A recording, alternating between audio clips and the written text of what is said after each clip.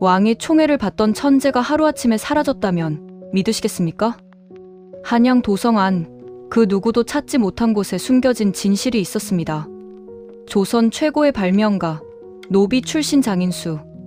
그가 역사에서 지워진 진짜 이유는 가마가 부서졌다는 그 사소한 사건이 아니었습니다. 안녕하세요. 스토리뷰24입니다. 구독과 좋아요는 영상 제작에 큰 힘이 됩니다.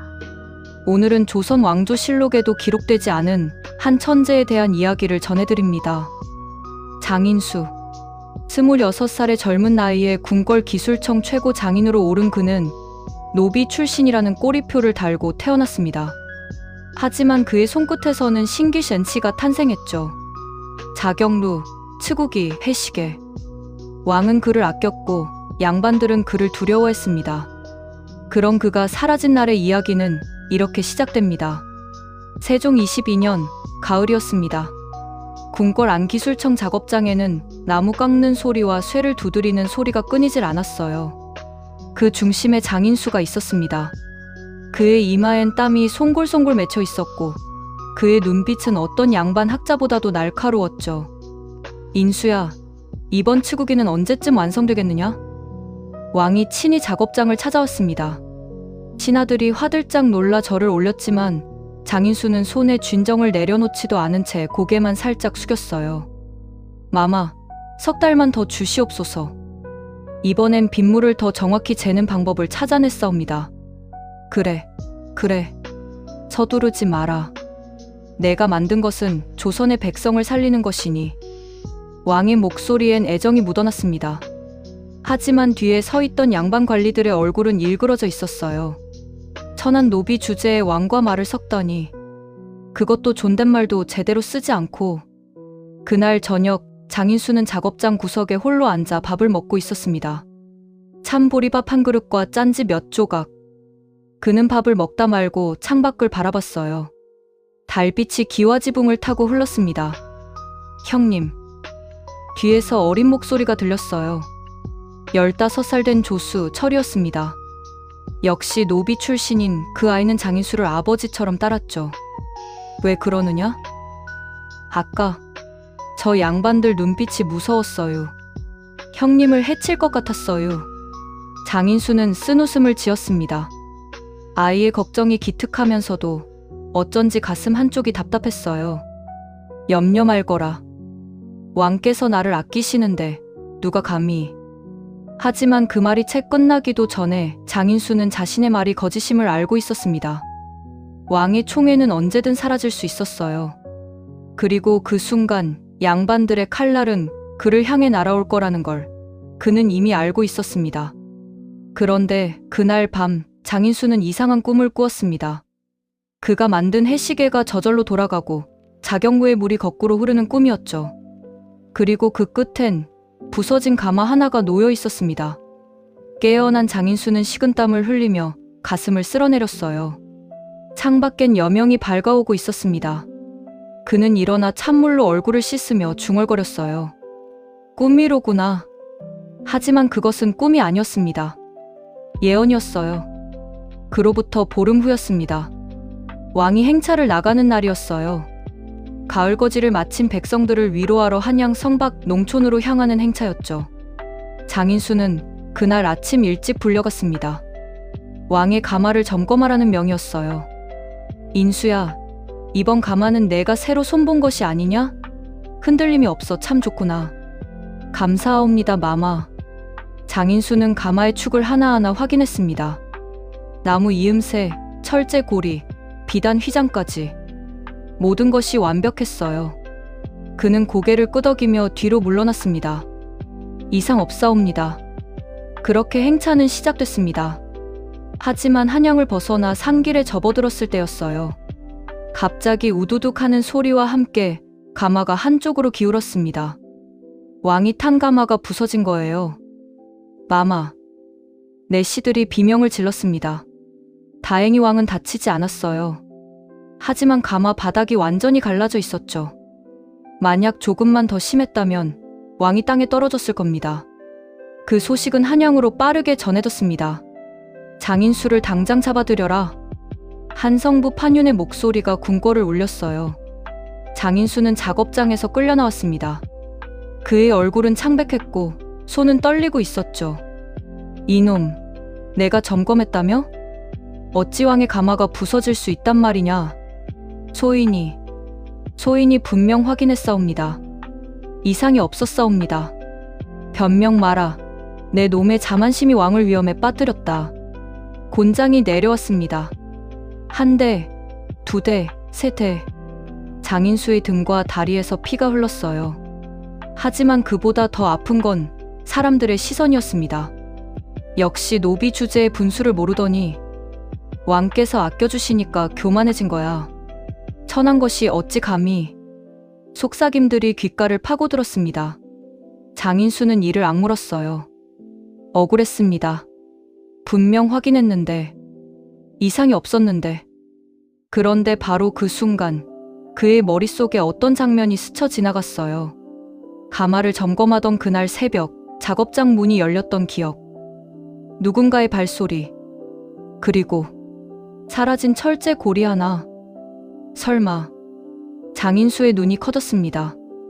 누군가 일부러 가마를 망가뜨린 걸까요? 그를 제거하기 위해? 하지만 그 생각을 입 밖에 낼 수는 없었어요. 증거도 없었고 무엇보다 그는 노비였으니까. 노비의 말을 누가 믿어주겠습니까? 곤장 80대를 맞고 쓰러진 장인수는 그날 밤 옥사에 갇혔습니다. 차디찬 돌바닥에 누워 그는 천장을 바라봤어요. 달빛도 들지 않는 어둠 속에서 그는 처음으로 자신의 운명을 저주했습니다. 나는 무엇을 위해 이토록 애썼던가. 그의 목소리는 떨리고 있었어요. 미운데 걱정됐고 기쁜데 불안했던 그 모든 순간들이 이제 의미가 없어진 것 같았습니다. 장인수가 태어난 건 세종 즉위 2년 전이었습니다. 그의 어머니는 궁궐 빨래 노비였고 아버지는 누군지도 몰랐어요. 어머니는 그가 7살 때 병으로 죽었습니다. 차가운 겨울날 빨래를 하다 얼어붙은 손으로 기침을 하더니 그대로 눈을 감았죠. 어머니. 어린 장인수는 사흘 동안 어머니 곁을 떠나지 않았습니다. 궁궐 관리들이 시신을 끌고 갈 때까지 그는 어머니의 차가운 손을 붙잡고 있었어요. 그 후 그는 궁궐 구석을 떠돌았습니다. 밥을 얻어먹고 쓰레기를 치우고 때로는 얻어맞기도 했죠. 하지만 그에겐 한 가지 재능이 있었어요. 부서진 물건을 고치는 능력이었습니다. 이놈, 이 물레방아 좀 봐라. 돌아가질 않는다. 여기 이음새가 헐거워졌어요. 이렇게 끼우면 드르륵 물레방아가 다시 돌아갔습니다. 양반관리는 신기한 듯 눈을 깜빡였어요. 어린 게 솜씨가 있구나. 이름이 뭐냐? 인수라 하옵니다. 인수? 좋아. 앞으로 내가 기술청 작업장 심부름을 하거라. 그렇게 장인수는 기술청에 발을 들였습니다. 처음엔 심부름만 했지만 그는 장인들이 일하는 걸 지켜봤어요. 나무를 깎는 법, 쇠를 달구는 법, 톱니바퀴를 맞추는 법. 한 번 본 건 절대 잊지 않았습니다. 15살이 되던 해, 그는 처음으로 자경루를 고쳤습니다. 자경루는 물시계예요. 물이 일정하게 떨어지면서 시간을 알려주는 정교한 기계였죠. 하지만 어느 날 갑자기 멈춰버렸어요. 궁궐의 모든 장인이 달려들었지만 아무도 고치지 못했습니다. 이 노쇠 톱니가 어긋난 건가? 아니야, 물통에 구멍이 막힌 거 아닐까? 장인들이 머리를 싸매고 있을 때 장인수가 조용히 다가갔어요. 저기, 혹시 제가 한번 봐도 될까요? 뭐, 이 애송이가? 하지만 수석 장인은 고개를 끄덕였습니다. 어차피 다른 방법도 없었으니까요. 장인수는 자경루를 한참 들여다봤어요. 그의 눈은 마치 기계 속을 꿰뚫어보는 것 같았습니다. 그러더니 조심스럽게 손을 뻗어 물통 밑에 작은 나무 조각을 빼냈어요. 여기, 나무 조각이 끼어서 물이 안 흘렀어요. 쏴. 다시 물이 흘렀습니다. 자경루가 움직이기 시작했어요. 장인들은 입을 떡 벌렸습니다. 이게 어찌 된 일이냐? 이 애송이가 한 번에 찾아내다니. 그 소문은 왕의 귀에까지 들어갔습니다. 세종은 직접 장인수를 불렀어요. 내가 그 아이냐? 예, 마마. 나이가 몇이냐? 15이옵니다. 15에 자경구를 고치다니 신기하구나. 내 이름이 무엇이냐? 장인수라 하옵니다. 왕은 미소를 지었습니다. 그리고 그날부터 장인수는 왕의 눈에 들었어요. 왕은 그에게 책을 하사했고 한글을 가르쳤으며 심지어 양반 학자들과 함께 공부하게 했습니다. 마마, 이는 온당치 못하옵니다. 천한 노비 주제에 어찌 학문을 가르치십니까? 신하들이 반발했습니다. 하지만 왕은 단호했어요. 재능은 신분을 가리지 않는다. 인수의 손끝에서 나오는 건 조선의 미래다. 그 말 한마디에 신하들은 입을 다물 수밖에 없었습니다. 하지만 그들의 눈빛은 차갑게 식어 있었어요. 그로부터 10년이 흘렀습니다.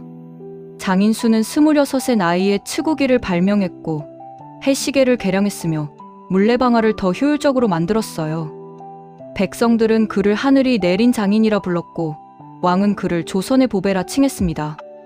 하지만 양반들의 시선은 달랐어요. 노비 주제, 왕의 총애를 믿고 교만해졌다. 저런 자는 언젠가 재앙을 부른다. 특히 이조판서 김한종은 장인수를 눈엣 가시처럼 여겼습니다. 김한종은 대대로 양반 가문 출신으로 신분 질서를 무엇보다 중요하게 여기는 사람이었죠. 전하, 장인수는 이제 너무 많은 걸 알고 있습니다. 만약 그가 반역이라도 꾀한다면. 무슨 소리냐, 김경. 인수는 그런 자가 아니다. 하오나 전하, 노비는 결국 노비입니다.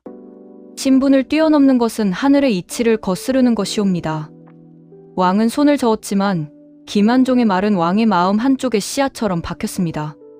그리고 그 씨앗은 결국 가마가 부서진 그날 싹을 틔웠어요. 옥사에 갇힌 장인수는 그날 밤 철이를 만났습니다. 형님. 철이는 몰래 음식을 가져왔어요. 식은 죽 한 그릇과 김치 몇 조각이었지만 장인수에겐 그 어떤 진수성찬보다 고마웠습니다. 고맙다, 철아. 형님, 이게 대체 무슨 일이유? 형님이 그런 실수를 하실 리가 없는데. 장인수는 고개를 저었어요. 그리고 나직하게 말했습니다. 실수가 아니야, 철아. 누군가 일부러 가마를 망가뜨렸어. 예? 그럼 형님은 누명을 쓴 거유? 그래. 하지만 증명할 방법이 없다. 나는 노비니까. 철이의 눈에 눈물이 고였어요. 어린아이는 주먹을 불끈 쥐었습니다. 그럼 형님은 어떻게 되는 거유? 장인수는 대답하지 않았습니다. 그는 알고 있었어요. 왕의 가마를 부순 죄. 그 끝은 죽음이라는 걸. 하지만 그 순간 그의 머릿속엔 다른 생각이 떠올랐습니다. 내가 사라지면 내가 만든 것들은 어떻게 될까? 치구기, 자경루, 해시계. 그의 손끝에서 태어난 모든 것들. 그것들은 왕의 것도 양반들의 것도 아니었어요. 백성들의 것이었습니다. 내가 죽더라도 저것들만은 남아야 해. 그는 결심했습니다. 도망칠 수도 있었어요. 아니, 어쩌면 억울함을 호소할 수도 있었습니다. 하지만 그는 다른 길을 선택했습니다. 사라지는 것. 흔적도 없이, 조용히, 완전하게. 이틀 후 장인수는 옥사에서 풀려났습니다. 왕의 명이었어요. 하지만 그것은 용서가 아니었습니다. 유배였죠. 장인수, 너는 이제부터 강원도 깊은 산속으로 유배된다. 궁궐 출입은 영원히 금하며 다시는 기술을 다루지 못할 것이다. 내시가 전한 왕명이었습니다. 장인수는 고개를 숙였어요. 명을 받들겠나이다. 하지만 그의 눈빛은 이상하게도 담담했습니다. 양반 관리들은 그 모습을 보며 속으로 쾌재를 불렀어요. 결국 제자리로 돌아갔군. 천한 것이 왕의 곁에 있는 게 애초에 말이 안 됐지. 이제 다시는 우릴 거슬리게 할 일도 없겠어. 장인수는 그날 밤 작업장으로 돌아갔습니다. 마지막으로 자신의 물건을 챙기기 위해서였죠. 하지만 그가 작업장에 들어섰을 때 그곳엔 이미 누군가 있었어요. 김대감? 이조판서 김한종이었습니다. 그는 장인수가 만들던 치구기를 만지작거리고 있었어요. 그의 얼굴엔 비웃음이 떠올라 있었습니다. 오냐, 장인수. 잘 가더냐? 무슨 일로 이곳에? 별일 아니다. 그저 내가 만든 것들을 구경하러 왔을 뿐이지. 참 정교하구나. 노비 주제에 이런 걸 만들어내다니. 김한종은 치구기를 들어 올렸어요. 그러더니 갑자기 바닥에 내동댕이 쳤습니다. 쨍그랑. 치구기가 산산조각 났습니다. 장인수의 눈이 커졌어요. 왜 그러시옵니까? 왜긴 왜냐? 내가 없어지면 이런 것들도 필요 없지 않겠느냐? 어차피 내 손 아니면 고칠 수도 없을 테고. 김한종은 천천히 장인수에게 다가왔습니다. 그의 목소리는 차갑게 식어 있었어요. 잘 들어라, 장인수. 내가 왕의 총애를 받든 말든 너는 결국 노비다. 신분은 바뀌지 않아. 내가 아무리 뛰어나도 너는 우리 밑에 있는 천한 것일 뿐이야. 그리고 말이다. 가마가 부서진 건 정말 안 됐지만 사실 나도 놀랐어. 내가 빼놓은 철제 고리 하나로 그렇게 깔끔하게 부서질 줄은 몰랐거든. 그 순간 장인수의 온몸이 얼어붙었습니다. 역시 그는 알고 있었어요. 누군가 의도적으로 가마를 망가뜨렸다는 걸. 하지만 그게 김한종이었다니. 왜 그러셨습니까? 왜긴 내가 없어져야 하니까. 왕께선 너에게 너무 의존하고 계셨어. 노비 주제에. 그건 조선의 질서를 흔드는 일이야. 그래서 내가 바로잡아준 거지. 김한종은 빙긋 웃었습니다. 그리고 뒤도 돌아보지 않고 작업장을 나갔어요. 남겨진 장인수는 무릎이 풀려 그 자리에 주저앉았습니다. 부서진 치구기 조각들이 바닥에 흩어져 있었어요. 그는 떨리는 손으로 그 조각들을 주었습니다. 내가 뭘 잘못한 걸까? 밤바람이 차갑게 작업장 안으로 불어왔습니다. 장인수는 조각들을 품에 안고 소리 없이 울었어요. 미운데 걱정됐고 분한데 체념하게 되는 그 감정이 그의 가슴을 짓눌렀습니다. 다음 날 새벽 장인수는 궁궐을 떠났습니다. 철이가 그를 배웅했어요. 아이의 눈은 빨갛게 부어 있었습니다. 형님은 꼭 돌아오실 거죠? 그래, 철아. 언젠가. 하지만 그것은 거짓말이었습니다. 장인수는 알고 있었어요. 자신은 다시는 이곳에 돌아오지 않을 거라는 걸. 철아, 내 말 잘 들어라. 예, 형님. 내가 없어도 너는 계속 기술을 배워야 한다. 알겠느냐? 내 손끝에서 나오는 것들이 백성들을 살릴 거야. 하지만 형님 없이 제가 어떻게 할 수 있어. 너는 똑똑한 아이니까. 장인수는 철이의 머리를 쓰다듬었어요. 그리고 작은 보따리를 메고 궁궐 대문을 나섰습니다. 한양 도성은 아침 안개에 쌓여 있었어요. 사람들은 아직 깊이 잠들어 있었고 거리는 고요했습니다. 장인수는 걸음을 멈추고 뒤를 돌아봤어요. 궁궐의 기와 지붕이 보였습니다. 자신이 10년을 바친 그곳, 자신의 꿈이 있던 그곳. 안녕히. 그는 더 이상 뒤를 돌아보지 않았습니다. 강원도로 가는 길은 험했습니다. 산길을 오르고 또 올랐어요. 발이 부르트고 등에 맨 보따리가 어깨를 짓눌렀지만 장인수는 멈추지 않았습니다. 하지만 그의 머릿속엔 계속해서 한 가지 생각만 맴돌았어요. 내가 사라지면 그들은 안심할까? 김한종과 양반들. 그들은 장인수가 없어지기를 바랐습니다. 그래야 왕이 다시 그들에게 의지할 테니까요. 그래야 신분 질서가 흔들리지 않을 테니까요. 하지만 장인수는 알고 있었어요. 자신이 사라진다고 해서 기술이 사라지는 건 아니라는 걸. 자신이 만든 치구기, 자경루, 해시계. 그것들은 여전히 조선 땅 어딘가에서 백성들을 위해 움직이고 있을 거라는 걸. 그것만으로 충분해. 그는 스스로를 위로했습니다. 나흘째 되는 날 장인수는 작은 마을에 도착했어요. 산속 깊은 곳, 20가구 정도가 모여 사는 작은 마을이었습니다. 사람들은 장인수를 경계의 눈으로 바라봤어요. 누구신가? 저는 한양에서 온 장인입니다. 이곳에서 잠시 머물고자 하는데 마을 이장이 그를 위아래로 훑어봤습니다. 그러더니 고개를 끄덕였어요. 마침 마을에 물레방아가 고장났는데 고칠 수 있겠소? 예, 할 수 있습니다. 장인수는 물레방아를 고쳤어요. 부서진 톱니를 갈아 끼우고 축을 새로 깎아 맞췄습니다. 반나절 만에 물레방아는 다시 돌아갔어요. 오, 신기하구만. 한양에서 온 장인이라니 과연 솜씨가 대단하시오. 마을 사람들은 장인수를 받아들였습니다. 그는 마을 끝에 있는 작은 오두막을 얻어 그곳에서 살기 시작했어요. 하지만 밤이 되면 그는 여전히 잠들지 못했습니다. 궁궐의 기억들이, 왕의 목소리가, 부서진 치구기가 계속해서 그를 괴롭혔어요. 나는 정말 이대로 끝나는 걸까? 석 달이 흘렀습니다. 장인수는 마을 사람들을 위해 농기구를 고치고 물레를 만들고 때로는 집을 수리했어요. 사람들은 그를 고마워했지만 그의 가슴속 공허함은 채워지지 않았습니다. 그러던 어느 날 마을에 한양에서 온 행상이 왔어요. 그 행상은 마을 사람들에게 한양의 소식을 전했습니다. 요즘 한양에서 큰일이 났다오. 왕께서 만드신 치구기가 다 고장났다는구만. 아무도 고칠 줄을 모른대이. 장인수의 귀가 쫑긋했습니다. 그래서 어찌 되었소? 글쎄, 왕께서 무척 애타하신다는구만. 장인수라는 사람이 있었으면 금방 고쳤을 텐데 그 사람은 어디론가 사라졌다지 않소?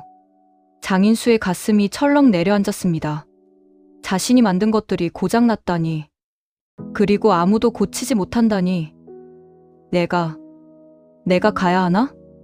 하지만 그는 고개를 저었어요. 돌아갈 수 없었습니다. 돌아간다 해도 그를 기다리는 건 또 다른 함정일 테니까요. 그날 밤 장인수는 오두막 밖에 앉아 별을 올려다봤습니다. 달이 밝았어요. 구름 한 점 없는 맑은 하늘이었죠. 그때였습니다. 오두막 문이 열리더니 누군가 그의 옆에 앉았어요. 철이었습니다. 철아? 형님. 어린아이는 눈물범벅이 된 얼굴로 장인수를 껴안았어요. 장인수는 깜짝 놀라 아이를 떼어냈습니다. 내가 어떻게 여기까지? 형님을 찾아왔어요. 궁궐에서 도망쳐 나왔어요. 뭐? 도망쳐? 이 녀석아. 그럼 너도 죄인이 되잖아. 상관없어요. 형님이 없으면 전 아무것도 할 수 없어요. 철이는 울먹이며 말했습니다. 장인수는 한숨을 쉬었어요. 하지만 동시에 가슴 한쪽이 따뜻해졌습니다. 바보 같은 녀석. 형님, 한양으로 돌아가요. 왕께서 형님을 찾고 계세요. 치구기를 고쳐야 한대요. 안 돼. 나는 돌아갈 수 없어. 왜요? 형님이 돌아가시면 모든 게 해결될 텐데. 장인수는 고개를 저었습니다. 그리고 나직하게 말했어요.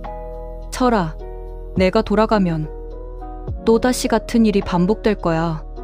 김한종 같은 사람들은 나를 다시 제거하려 들 거고 나는 또다시 누명을 쓸 거야. 그럼 형님은 평생 여기 숨어 사시려고요? 장인수는 대답하지 않았습니다. 그저 달을 바라볼 뿐이었어요. 철이는 장인수를 설득하지 못했습니다. 하지만 아이는 포기하지 않았어요. 매일 아침마다 장인수를 졸랐습니다. 형님, 제발 한양으로 돌아가요. 왕께서 형님을 기다리고 계세요. 철아, 그만해라. 형님이 만든 것들이 다 망가지고 있어요. 그런데도 형님은 가만히 계실 거요? 그 말에 장인수의 가슴이 찔렸습니다. 자신이 만든 것들, 조선의 백성들을 위해 만든 그것들이 망가지고 있다니. 하지만 내가 돌아간다고 해서 달라질까? 그는 여전히 확신할 수 없었어요. 그러던 어느 날 마을에 또 다른 손님이 찾아왔습니다. 한성부 관리였습니다. 그는 마을 사람들을 모아놓고 방을 붙였어요. 왕명을 받들어 전하노라. 장인수라는 자를 찾고 있다. 혹시 이 마을에 그런 자가 있느냐? 마을 사람들은 서로를 바라봤습니다. 장인수는 오두막 안에 숨어 있었어요. 철이가 그의 손을 꽉 잡았습니다. 형님, 어떻게 하유? 쉿, 조용히 해. 하지만 그때 마을 이장이 입을 열었습니다. 그런 사람은 없소. 정말인가? 왕명을 어기면 죄가 되는 줄 아시오? 알고 있소. 하지만 이 마을엔 그런 사람이 없다오. 관리는 의심스러운 눈으로 마을을 둘러봤어요. 하지만 결국 빈손으로 돌아갔습니다. 관리가 떠나자 마을 이장이 장인수의 오두막으로 찾아왔어요. 장 선생. 예. 왕께서 당신을 찾고 있소. 돌아가는 게 어떻겠소? 아니요. 저는 돌아갈 수 없습니다. 하지만 이장님, 제가 돌아가면 또다시 누명을 쓸 겁니다. 저는 노비입니다. 노비가 아무리 재능이 있어도 양반들의 눈에는 그저 천한 것일 뿐이죠. 이장은 한숨을 쉬었습니다. 그는 장인수의 어깨를 두드렸어요. 그럼 어쩔 수 없지요. 하지만 언젠가는 결단을 내려야 할 겁니다. 이장이 떠난 후 장인수는 홀로 앉아 생각에 잠겼어요. 내가 무엇을 해야 하지? 그로부터 보름 후 한양에서 충격적인 소식이 들려왔습니다. 왕이 쓰러졌다는 거예요. 과로로 인한 병이었습니다. 왕은 조선을 위해 밤낮으로 일했고 그 과정에서 몸이 상한 거죠. 하지만 더 큰 문제는 왕이 장인수를 그리워하며 병이 깊어졌다는 소식이었어요. 장인수만 있었다면 치국이도 고쳤을 텐데 왕은 병상에서 중얼거렸다고 합니다. 그 소식을 전해 들은 장인수는 그날 밤 잠들지 못했어요. 내가 왕을 이토록 괴롭히고 있었구나. 죄책감이 밀려왔습니다. 하지만 동시에 분노도 솟아올랐어요. 왜 자신이 죄책감을 느껴야 하죠? 자신은 아무 잘못도 하지 않았는데. 형님. 철이가 그의 곁에 앉았습니다. 왕께서 위독하시대요. 형님. 이제 돌아가셔야 하는 거 아니유? 형님이 돌아가시지 않으면 왕께서. 철이의 목소리가 떨렸습니다. 장인수는 고개를 들어 하늘을 바라봤어요. 별들이 총총히 빛나고 있었습니다. 내가 정말 돌아가야 할까? 하지만 그 순간 그의 머릿속에 김한종의 얼굴이 떠올랐어요. 그리고 부서진 가마. 그리고 자신을 향한 차가운 시선들. 내가 돌아가면 또다시 함정에 빠질지도 몰라. 그는 두려웠습니다. 미운데 걱정됐고 가고 싶은데 두려웠던 그 감정이 그를 꽁꽁 묶어버렸어요. 다음날 아침 마을에 또 다른 소식이 들려왔습니다. 왕이 조금 나아졌다는 거예요. 하지만 여전히 장인수를 찾고 있다고 했습니다. 장인수가 어디 있는지 아무도 모르는가? 전하, 소문에 의하면 강원도 깊은 산속에 있다 하옵니다. 그럼 당장 사람을 보내 찾아오도록 하라. 하지만 김한종이 나섰습니다. 전하, 장인수는 죄인입니다. 그를 다시 궁궐로 불러들이는 것은 온당치 못하옵니다. 무슨 소리냐, 김경. 인수는 과인이 필요로 하는 사람이다. 하오나 전하, 만약 그가 다시 사고를 일으킨다면? 이번엔 전하의 목숨이 위태로울 수도 있습니다. 그 말에 왕은 입을 다물었습니다. 김한종의 말도 일리가 있었으니까요. 결국 왕은 장인수를 찾되 강제로 데려오지는 말라는 명을 내렸어요. 장인수가 스스로 돌아오기를 바랐던 겁니다. 하지만 장인수는 돌아오지 않았습니다. 석 달이 더 흘렀습니다. 장인수는 여전히 마을에 머물고 있었어요. 하지만 그의 마음은 점점 무거워졌습니다. 왕이 자신을 찾는다는 소식, 치국이가 망가졌다는 소식, 백성들이 불편을 겪고 있다는 소식. 그 모든 것이 그를 짓눌렀어요.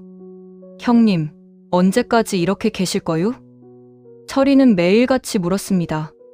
하지만 장인수는 대답하지 않았어요. 그러던 어느 날 마을에 한 노인이 찾아왔습니다. 백발의 노인이었어요. 그는 장인수를 보더니 빙긋 웃었습니다.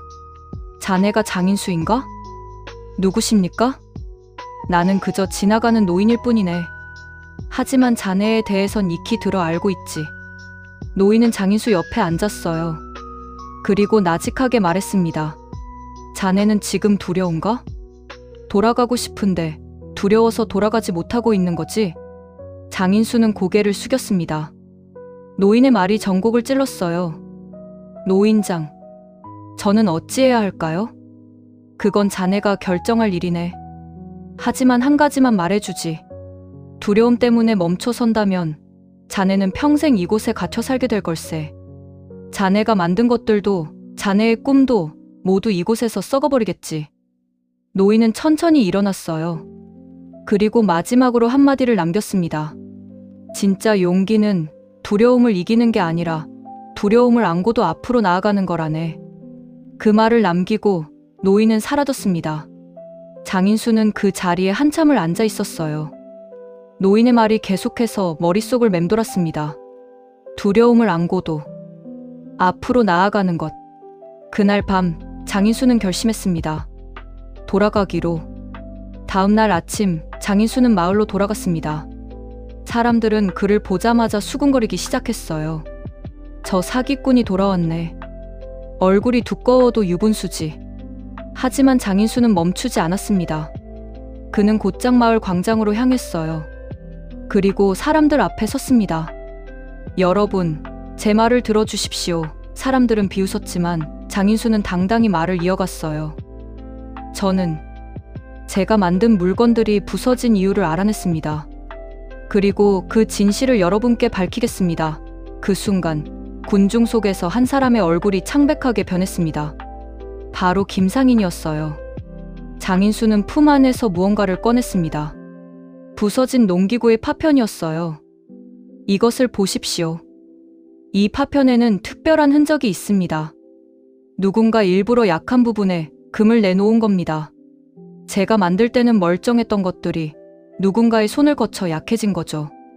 사람들이 웅성거리기 시작했어요. 장인수는 계속 말했습니다. 그리고 저는 알아냈습니다. 누가 그랬는지를. 장인수의 손가락이 김상인을 가리켰습니다. 바로 당신, 김상인입니다. 김상인의 얼굴이 일그러졌어요. 무슨 헛소리를. 하지만 그의 목소리는 떨리고 있었습니다. 장인수는 차분하게 설명했습니다. 저는 산속에서 우연히 당신의 하인을 만났습니다.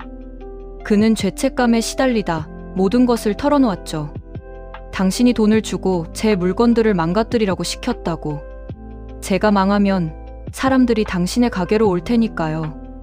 사람들의 시선이 일제히 김상인에게 쏠렸어요. 김상인은 부들부들 떨며 변명했습니다. 증거가 어디 있어? 그건 그 하인 놈의 거짓말이야.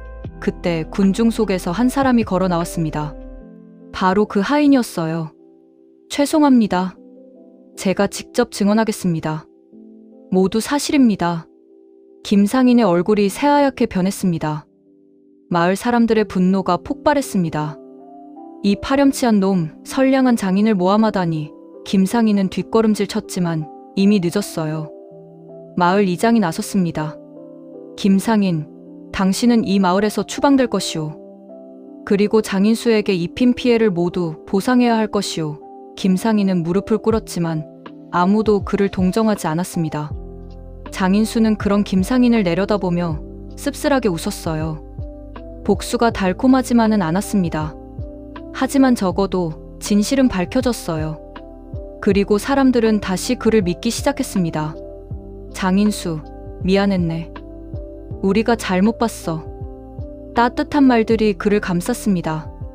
그로부터 몇 달이 지났습니다. 장인수의 대장간은 다시 활기를 되찾았어요. 아니, 예전보다 더 번창했습니다. 그의 명성은 이웃 마을까지 퍼졌고 사람들은 먼 길을 마다하지 않고 찾아왔어요. 장인수는 여전히 새벽부터 밤늦게까지 일했습니다. 하지만 이제는 두려움이 아니라 기쁨으로 망치를 들었어요. 어느 날 한 젊은이가 찾아왔습니다. 장인님, 저도 대장장이가 되고 싶습니다. 제자로 받아주실 수 있을까요? 장인수는 젊은이를 보며 빙그레 웃었습니다. 물론이지. 하지만 쉽지 않을 걸세. 준비됐나? 네. 열심히 배우겠습니다. 장인수는 그날 처음으로 제자를 받아들였어요. 그리고 자신이 배운 모든 것을 전수하기 시작했습니다. 저녁 노을이 대장간을 비추고 있었어요. 장인수는 제자와 함께 작업을 마무리하며 문득 생각했습니다. 그 노인의 말이 맞았어. 두려움을 안고도 앞으로 나아가는 것. 그게 진짜 용기였구나. 그는 하늘을 올려다보았어요. 어디선가 그 노인이 자신을 지켜보고 있을 것 같았습니다. 장인수는 조용히 중얼거렸습니다. 감사합니다, 노인장. 바람이 불어왔어요. 그 바람은 마치 대답처럼 느껴졌습니다. 여러분, 이 이야기 어떠셨나요? 혹시 여러분도 두려움 때문에 포기하고 싶었던 순간이 있으셨나요? 댓글로 여러분의 이야기를 들려주세요. 그리고 이 영상이 도움이 되셨다면 좋아요와 구독 부탁드려요.